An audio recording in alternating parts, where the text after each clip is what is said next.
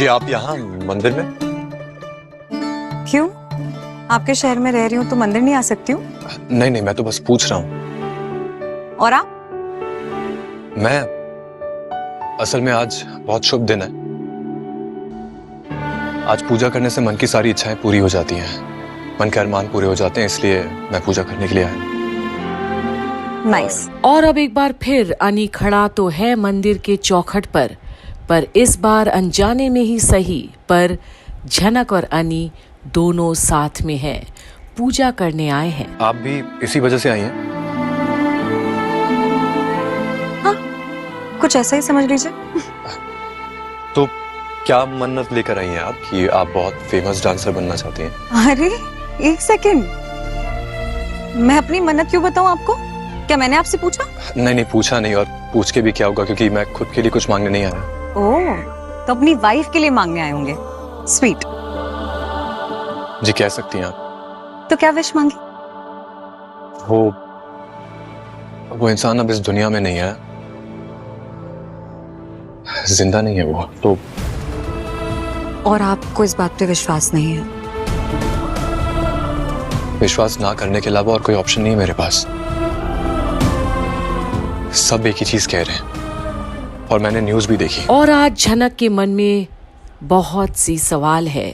क्या वो बता दे अनी को कि सच क्या है, या तो विश्वास कैसे ना करूं मैं? फिर? इस जन्म में ना सही, अगले जन्म में मैं बस एक बार उससे मिलना चाहता हूँ। तो आप ये कहना चाहते हैं कि आप अपनी वाइफ से बहुत ज्यादा प्यार करते हैं, पर वो जिंदा नहीं? लेकिन मैंने तो सुना है कि अर्शी मुखर्जी मेरी पत्नी है। एग्जैक्टली। सब लोग तो यही बोलते हैं, तो सच ही होगा। और अब झनक को और भी सच सुनना है अनी की जुबान से। क्या वो अर्शी से प्यार करता है, पत्नी मानता है उसे? तो वो अर्शी मुखर्जी आपकी वाइफ है, यही सच है ना? देखिए इस वक्त ये सवाल रहने दीजिए प्लीज। क्यों? सच ही तो बोल रही हूँ ना मैं। सच बाहर से समझ में आता है क्या? आपकी लाइफ में भी तो बहुत सारे सच रहे होंगे, कोई भी इंसान बाहर से समझ पाएगा? एक्सक्यूज मी, मेरी लाइफ का कौन सा सच है? कुछ भी नहीं, वो मैं ठीक से नहीं बता सकता, लेकिन कुछ राज ऐसे होते हैं जो पता चल जाते हैं और कुछ राज नहीं पता चलते। एनीवे, पूजा करते हैं? एक साथ? नहीं, बिल्कुल भी नहीं। एक साथ क्यों करेंगे? मैं बोल रही हूँ पूजा करते हैं, मंदिर आए तो पूजा करेंगे, है ना? चलिए। जी वैसे मुझे लगा नहीं था कि मैं आपसे यहाँ यूं अचानक मिलूंगा। अगर हमारी किस्मत में मिलना लिखा है तो कोई नहीं रोक सकता। और जहां अन्नी बस एक टक देखते रह जाता है उसे, तो क्या उसे समझ नहीं आई कि झनक भी तो ऐसी ही बातें करती थी? आप यहाँ पे और कितने दिन हैं? अब ये क्यों पूछ रहे हैं आप मुझसे? नहीं बस ऐसे ही। मेरे पापा डिसाइड करते हैं मुझसे। जी, और यहाँ से मंदिर से आप कहाँ जाने वाली है? अरे क्या हो गया है? इतने सारे सवाल क्यों पूछ रहे हैं? इतना क्या इंटरेस्ट है आपको मेरी लाइफ में? नहीं, मैंने तो बस ऐसे ही पूछा। कुछ गलत कहा क्या? गलत की बात नहीं है, बात यह है कि आप कुछ ज्यादा ही सवाल पूछ रहे हैं। चलिए, पूजा करने आए ना, पूजा कर।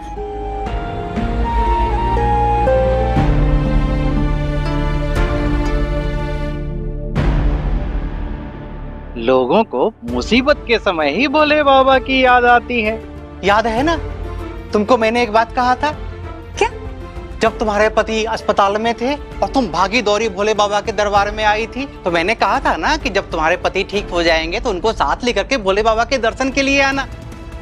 जब तुम्हारे पति ठीक हो जाएं, उन्हें अपने साथ लेकर के भोलेनाथ के दर्शन के लिए आना। और यहाँ तक आने में वाकई में अनी और झनक बहुत समय निकाल दिए। वादे निभाने के लिए होते हैं, खासकर जो अपनों से करते हैं।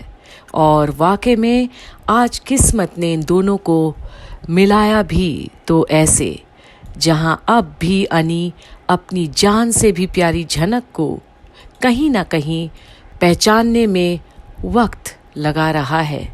पर क्या ये एक नया आरंभ होगा जहां झनक भी अब अपनी हक की लड़ाई में अनी को अर्शी से छीन कर ही रहेगी किसी भी हाल में।